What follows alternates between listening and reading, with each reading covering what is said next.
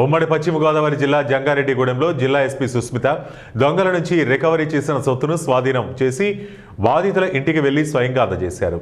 ఒక వృద్ధురాలు పంట పొలంలో పనిచేస్తుండగా ఆమె మెడలో ఉన్న బంగారపు తాడుని దొంగలు ఆమె మెడల నుంచి లాక్కొనిపోయారు.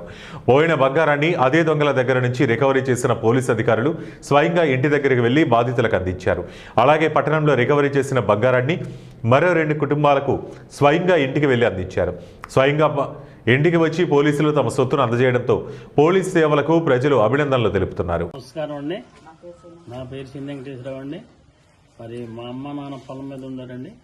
ఉన్నప్పుడు గుర్తు తెలియని వ్యక్తులు దొంగలు వచ్చి తాడు లాక్కుపోయారండి. లాక్కుపోయినప్పుడు మేము కంప్లైంట్ ఇచ్చామండి.